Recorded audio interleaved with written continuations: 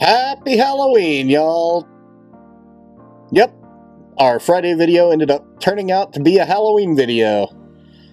I ain't wearing this all this time, though, sorry. But I thought I'd start out looking like this, right? Nothing like having fun with a cheap mask every once in a while. Put that over there. Alright, so let's get the glasses on. Breathe the beard. And let's talk science today. You know, I'm something of a scientist myself. Yeah, real science, lab coats, clipboards, me standing in my studio pretending that I know what the heck I'm talking about, right? So, our experiment today. Am I a fraud? Am I a fraud? That's a good question, right? Everybody asks it, so we're going to break it down with where I'm sitting. So, the hypothesis is absolutely right, no question. I've been faking this for years. I am a full-time con man with a sketchbook. And if we can't disprove this, I'll retire gracefully and start selling, I don't know, fortune tellings on Etsy or something. Or even, I'll do pet rocks, how's that? Each one will have phrases engraved in them, you know. You tried, or something like that. So let's test the theory, right? Okay, so step one, we're gonna make an observation. The observation is, I feel like a fake anytime someone calls me talented. Like if someone says, you're really good, my brain's already halfway going through all of the apologies and planning everything. If I finish a drawing that I actually like, there's a voice in the back of my head telling me that, yep, you got away with it again, right? If a tattoo heals good, same thing. Just wait, eventually somebody will figure it out. They're gonna figure out that you're a fraud. Crap on top of crap on top of crap on top of crap. But the thing about science is you don't get mad at the data. The argument is everlasting. But anyways, you don't get mad at it. You record it. So, noted, artist displays textbook imposter behavior. High skill, low confidence, probably a caffeine dependency in there somewhere. Conclusion? We've got ourselves a case of the classic artist's brain. So, our working hypothesis, and yeah, I've got my notes down here, as always, but our working hypothesis, this artist is a fraud. Now, if that's true, we should see consistent results. Those results being, my work sucks, people are eventually going to catch on, and growth is going to flatline. And maybe I should be hiding in a basement somewhere, terrified of being found out. That's the prediction. If all of that checks out, this hypothesis stands.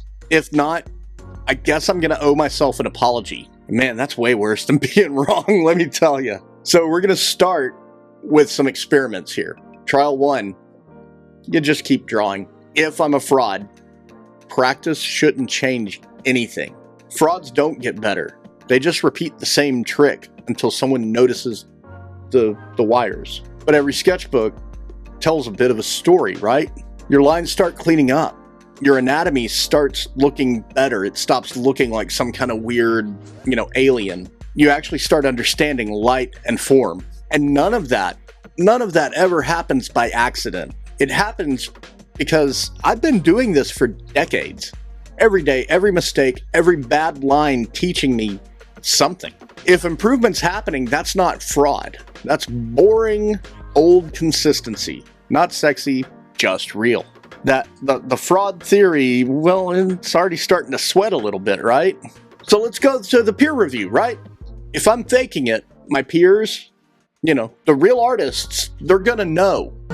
You have no skills and you're a loser!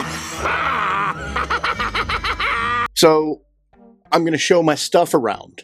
Other tattooers, illustrators, painters, and honestly, they haven't laughed me out of the room yet. We trade notes, we nerd out about composition, brush pressure. Hell, if I'm lucky, sometimes they even ask how I did something, right? And man, that's confusing as shit, because according to the internal committee, I'm a wreck. But frauds, they don't get asked for advice, right?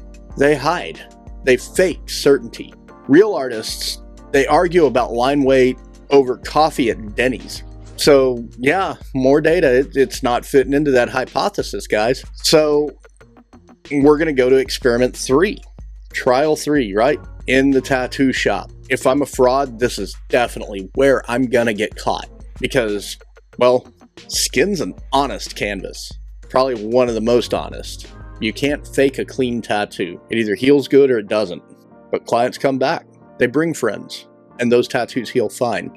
Frauds, man, they don't survive multiple sessions. That skin test, it's a brutal peer review. You can Photoshop a digital piece, but you can't edit that healed tattoo on the street. That's science, man. That's repeatable, verifiable results. So let's gather this evidence. You've got stacks of sketchbooks showing steady progress. Videos where I've gone from kind of a stiff, nervous delivery to actually enjoying this process. I get messages and comments from people saying, hey, you helped me get back into drawing again. I get comments from clients, from random strangers. That's data, right? Imposter syndrome, it feeds on emotion. Science depends completely on evidence. You don't fight self-doubt with compliments. You fight it with receipts. Those receipts are proof that you're still learning, still improving, still showing up. That's your control group. That's your baseline, right? So what do these results say? The I'm a fraud theory doesn't hold up. We have to reject that hypothesis. It turns out I'm a guy who forgets he's allowed to exist in his own field. That little voice in your head, it's not lying to you, it's lagging behind you. Your standards are moving faster than your hands can keep up. You're not a fraud, that's growth. It's awkward, yeah. It's uncomfortable, yeah. But that's still growth. It's evolution with stage fright. And here's the truth. And just honest truth, I deal with this every day. Every day, every drawing, every tattoo, every time I send one of these videos up to YouTube, that voice still pipes up that I'm not good enough. Ever.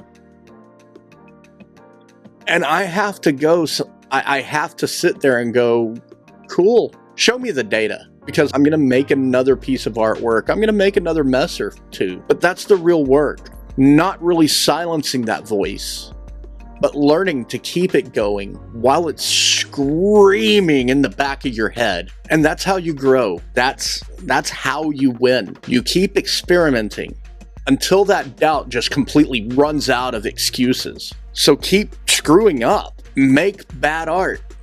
Embrace the suck. And when your brain is in there calling you a fraud, tell it to cite sources. Anyways, I'll see you guys next time. I hope you have a wonderful Halloween. And if you like this video, give it a thumbs up. If you're new here, I'd love to see you subscribe. Click the bell icon. And if you've made it all the way to the end of this, shoot me a comment. Tell me what your favorite... I don't know. We're going to make it stupid again. What is your favorite medieval weapon? That's a good one, right? All right. Anyways, guys, thank you again. I hope you guys had a wonderful Halloween. And I'll see you next week. Bye.